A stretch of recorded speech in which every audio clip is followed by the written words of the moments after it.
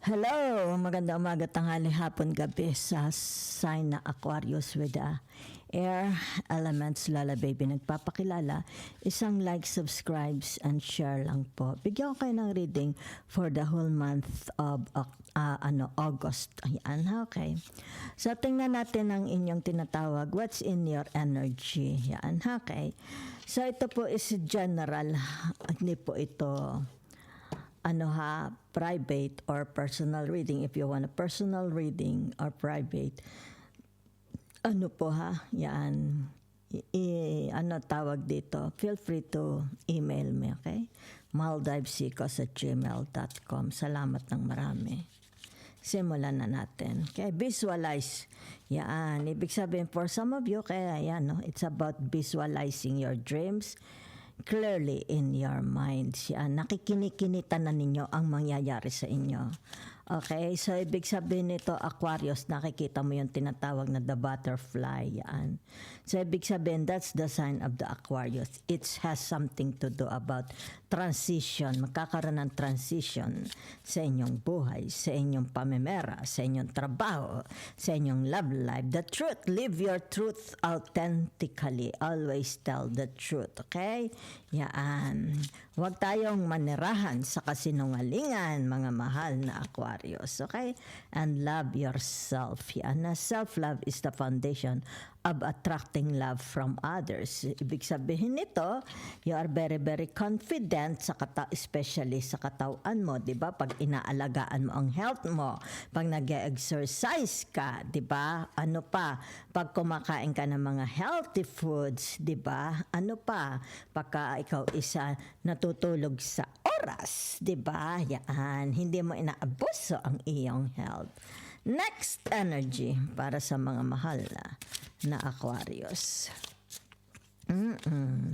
Too busy winning. Yan na. It's like tinatawag dito, ang nasa isip nyo palagi is magkaroon palagi ng panalo, ng victory, di ba? Ng anong tawag dito?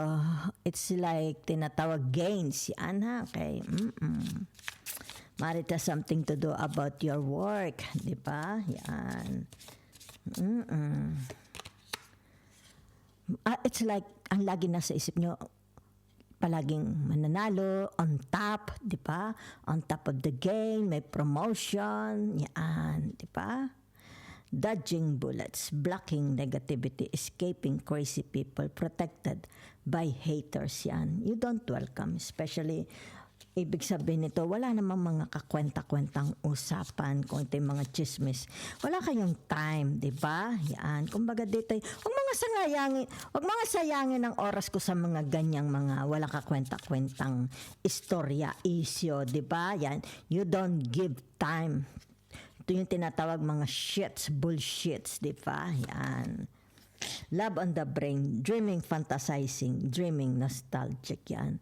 Kung sino ito, ibig sabihin nito, mukhang kayo isa merong in love sa inyo. It's like nakikita ko dito tuwing dumadaan ka, pinagpapantasyahan ka niya, nakikita ka niya. Wari ko may mga admirers, may mga tinatawag, mga crushes. Crushes kayo ng neighbors niyo. Baka ito yung neighbors mo, no? Baka ito kasama mo sa trabaho. Baka ito isa sa mga friends mo. Ay, watch out, Aquarius. Si Anna. Let's see what's in your energy. Gagamit ang Lola Baby ng tarot. Yan o. The bottom card is kita mo ito, the Four Pentacles. Okay? So, ibig sabihin nito, yung tinatawag, walang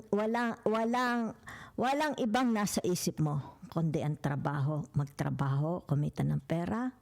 Wala nasa isip mo kundi ang mag-exercise para hindi masira ang iyong tinatawag na shape, 'di ba? Para hindi lumaki ang tiyan mo, magkaroon ng bilbil. Yan. Wala, ibig sabihin nito, ano ang nasa isip mo, 'di ba? Yan, mari dito. Ang gusto ko uminom lang ako ng tinatawag tsaa. Para ako is tinatawag, di na ako magkakape. Something like that, di ba? Binabago mo siguro ang iyong tinatawag na lifestyle. Yung iyong tinatawag health, di ba? Yung pagkain mo, yung exercise mo. Kaya it's more about, nakikita ko, purifying your self, di ba? It's like dito nakikita rin yung tinatawag na it's more about pagtatrabaho, masyado kayong focus sa trabaho, di ba? Yan. Siguro, you are chasing, let's say, a position for a manager, for a CEO. It's like you are chasing, okay? For something much bigger, okay? And you are visualizing, okay? Yan. Visualize kayo. Nang tinatawag, halimbawa, I want to get rich, I want to be rich, something, di ba? So, lumabas na naman ang tinatawag na the five of Pentacles, di ba? Okay? Sino ito? Meron kayong admirers, merong in love, merong tagahanga. Yan o. Meron nagkakagusto sa inyo, ha? Okay. So, ibig sabihin nito yung tinatawag, it's about loving yourself for some of you, okay? Yan. So, ibig sabihin nito yung tinatawag na you want to acquire more money. Masyado kayong focus sa pag-acquire, okay? You want to acquire wealth, you want to acquire a lot of, para ito yung tinatawag na ma-satisfy, yung tinatawag na magkaroon ka, okay? Kung ano ang wala ka, magkaroon ka. So, it's more about visualizing what you don't have. Okay? So, tingnan ninyo itong tinatawag, the Eight of Pentacles. Ay, Santa Maria, puro naman Pentacles ito. Okay, 2, 4, 6, 8. Okay, ibig sabihin ng the Eight of Pentacles, it's about tinatawag your work, di ba? It's about chasing your dreams position. You want to have a high position, a high salary, okay? It's about your goals, your dreams, your purpose, yan, okay? So, ibig sabihin nito, for some of you, it's like tinatawag, this has to be happen. Ito, kailangan tong mangyari, di ba? Yan. So, narito ang tinatawag na the Eight. Okay, yan, no? The Eight of Cups, yan ha. So ano itong tinatawag na the Eight of Cups na ito? Yan. So meron dito yung tinatawag na it's like what's delaying you? Yan ha. Kaya siguro dito, dito kumbaga it's like ayaw mo, di ba? Ayaw mo ito tinatawag na the Eight of Cups, di ba? Yan. So, for some of you, ibig sabihin nito, kailangan ito isa, kasi kumbaga dito siguro nababagalan kayo, di ba? Kaya dito, it's like you are visualizing, okay? This has to be done, yan o. Kailangan ito mangyari, di ba? Yan, nababagalan kayo because you are experiencing, sabihin natin losses, okay? O kaya sabihin natin mabagal ang asenso mo sa trabaho, mabagal ang pasok ng pera sa iyo. Maybe nasa stock markets ka, 'di ba? Nasa trading market ka, mabagal, 'di ba? Yan. So you are visualizing. It's like you are always checking, 'di ba? The market. Ano ga? Nagge-gain ba? Yan, nagge-gain ba? Meron bang race? Meron bang winning? Yan, ha? Okay. So narito ang tinatawag na ano ga ito, the Venus, yan ha. Okay. So ano itong the Venus na ito, yan ha. So ito yung narito, yan. Since the Venus is in tinatawag na the Taurus, di ba? Yan. So ibig sabihin nito yung tinatawag na lumabas na ang the Venus, okay? Ibig sabihin nito your dreams, yan no. Your dreams is coming true, yan no. Your dreams is coming true, ha? It's like tinatawag na mababago, magkakaroon ng transition. Okay? Yan, no? It's like you will receive, you are visualizing. So, ibig sabihin ito, for some of you, yung tinatawag, nakikinikinita na ninyo. It's like you have, your inner voice is talking to you. Okay? Maybe you are praying and God is sending you all the answers na. Okay? Maganda. So, gamit ako ng ibang tarot. La la la la la la la la. Hindi ako nakapag-reading dahil ako nagkaroon ng client. Nagpahinga ako kasi si Lola is napapagod. Okay? Pag nagbibigay ako ng private reading, napapagod ang isip ko. Yan ha. So, meron ditong tinatawag the Seven of Cups, di ba? Yan. It's a lots of options, di ba? It's like dito, yan, nahihirapan ka mag-decide. Okay? It's like tinatawag, maraming mga pagpipilian, di ba? Choices, di ba? Yan. Since ito ang tinatawag na the Eight of Pentacles, di ba? Yan, oh.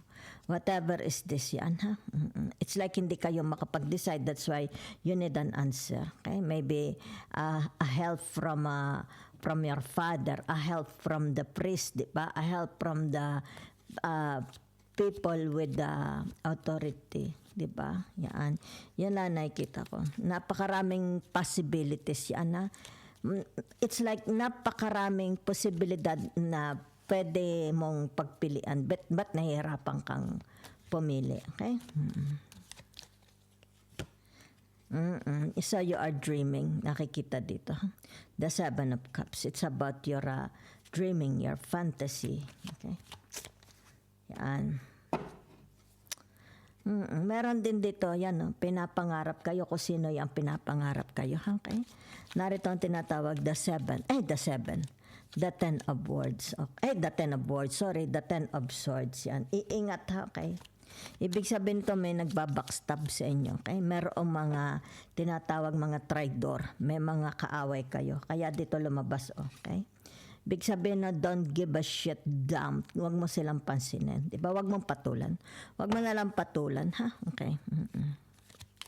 For some of you, nakakaranas kayo ng tinatawag na kasi nakikita ko dito yung tinatawag they are experiencing ano tawag dito, rock bottom. Yan ha.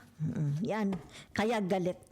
Ito yung maaring sabihin natin mga kasama mo sa trabaho, galit sa iyo. Nakaka-experience sila. It's like tinatawag dito, nakikita ko very very competitive sa inyo. Okay? It's like hindi sila makahabol sa iyo. Yan ha. Masyado kang, it's like threatened ka sa kanila. Okay? Threatened ka sa kanilang tinatawag na ano ito, threatened ka sa kanilang posisyon, something like that, di ba? Yan. So, hindi mo ito, it's like, huwag mo nalang pansinin, okay? Galit, may mga galit siguro tayo sa trabaho, okay? Excuse me, okay? Trust, okay? The King of Cups, yan. Trust your instinct, yan. Trust your instinct, yan, no? The Five of, kaya narito ang, the Venus, okay? The Five, okay? Hierophant pala. Yan, ibig sabihin nito, trust your guts, trust your instinct, trust what you see in your vision, trust your inner voice. Yan, okay? So, narito yung tinatawag na the Fool. Yan, okay? So, ibig sabihin nito, it's about your originality. Kaya galit sa iyo ang mga tao, okay? Kasi kayo mga Aquarius, it's like tinatawag na, yung alam mo ba yung, di ba, kagaya ng, di ba, sinasakop ni Putin ang bansang Ukraine, di ba? Something like that, di ba? So, ibig sabihin nito, yung tinatawag na magkakaroon yata ng ending. Kung ang pag-uusapan natin mga giyera sa bansa, ibig sabihin nito merong, it's like negotiation mangyayari, ha? It's more about negotiation, okay? So, whatever is this, nakikita ko sa inyo, yung tinatawag na magkakaroon yata dito ng negotiation when it comes to your position, when it comes to your job, okay? Yun lang ang nakikita ko, ha? Sabihin na nating trabaho ito, okay? It's like, let's say sabihin natin you are applying for a job, okay? Magkakaroon dito ng negotiation, halimbawa sa sweldo, diba? Yan. Yun lang nakikita ko negotiation. Maybe, halimbawa, kung ikaw is nasa real estate broker or you are selling properties, a transportation, di ba? Let's say, kung ano ito, it's like with people ang nakikita ko, merong negotiation mangyayari, okay? So, there is a trouble, okay? Meron trouble na mangyayari din eh. Someone wants to gusto kayong makita, okay? Kumbaga dito yung miss na kayo ng taong ito. Oo, yan ha. So narito ang tinatawag na the Five of Swords. Yan ha, okay? So ano ibig sabihin ng the Five of Swords? It's their loss. Yan o. Tayo muna ha. Is this your loss or their loss? Kasi ito sa tinatawag the Eight of Cups ha. It's their loss. Kasi naman ito, ang naaano ko dito tinatawag na sila. Okay? It's their loss. Kaya galit. Kaya, so kaya nakita ko na. 'Di ba? It's like tinatawag na masyadong dikitan. Dikitan because of the Five of Pentacles. Dikitan ito. Okay? Kumbaga dito kitang-kita nila na kumbaga dito yung tinatawag na wala. Okay? Wala na silang pag-asa. Yan. Kaya iingat ha. Yan o. Kita mo, 'di ba?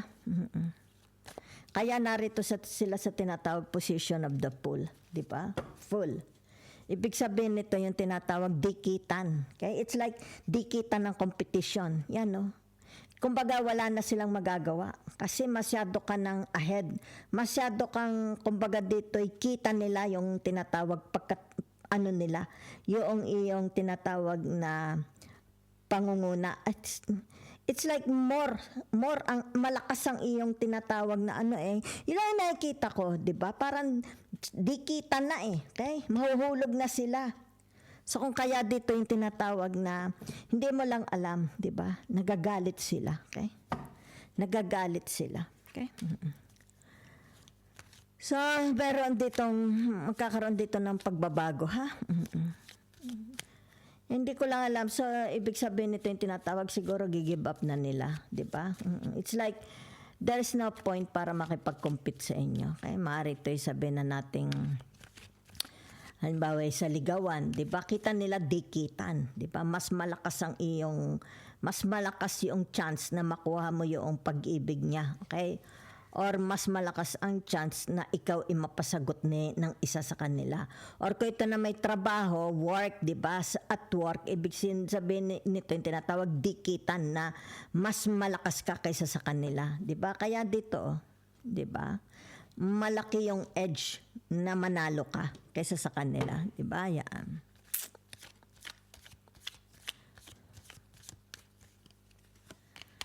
Okay. Whatever is this, meron lang ako nakita dito. Okay. Okay. Ibig sabihin nito yung tinatawag na namomroblema siya kasi narinig the Fool. Di ba? I don't know. I think yung tinatawag na namomroblema siya, it's like tinatawag na marami siyang commitments. Okay? Sa tinatawag na 2, 4, 6, 8. The Eight of Pentacles to the Five of Pentacles, to the Hierophant and to the Fool. Marami siyang commitments, di ba? It's like tinatawag dikitan. Yun din na nakikita ko, dikitan, di ba? It's like halimbawa sabihin natin, ang commitments is kailangang nakaano na ito. It's like schedule. Halimbawa, schedule na magbayad ng tubig, schedule na magbayad ng internet, schedule na magbayad ng upa, dikitan di ba? Yan. Kaya dito kita mo very, very exhausted. Okay? Yan. Pero it's like tinatawag dito na, okay? Maaano mo ito. It's like, huwag ka mag-alaala. Okay? Masasolve mo. Okay? Masasolve mo because of the King of Cups. Di ba? So whatever is this, meron ditong tinatawag na traveling. Okay? May traveling dito. Yan ha. Dito Maaari tayo nagpabook. Diba? Yan. So ito yung tinatawag na pansamantala, mawawala mo na siya sa tinatawag the Eight of Cups. Yan ha. Mawawala mo na siya. Okay? Maaari tayo magtutur. Diba? Yan.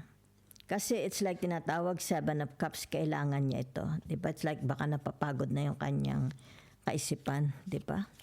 So it's more about tinatawag na kasi narito ang the King of Cups, di ba? It's like tinatawag leisure. Maybe it's a leisure trip, di ba? Baka nasakit na yung kanyang mga kaso-kasuan, the 10 of swords, di ba? Okay. So, last card na tayo. Okay. Meron ditong tinatawag na the 6 of swords. So, it's more about transition. Okay.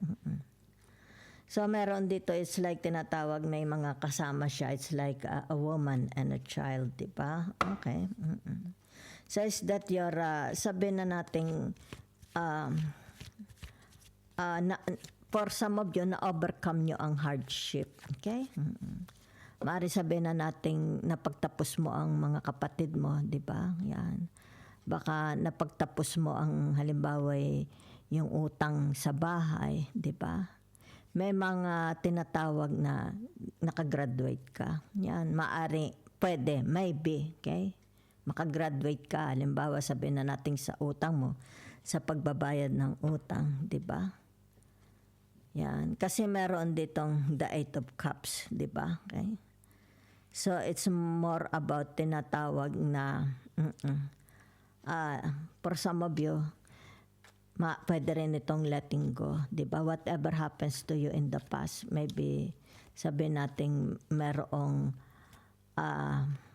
very, very chaotic, very, very abusive, okay? Very, very traumatic happens with you in the past. So, ibig sabihin na itong 6 of swords, na ikaw is na-healed na, okay? Na-healed ka na. You become complete. Yan.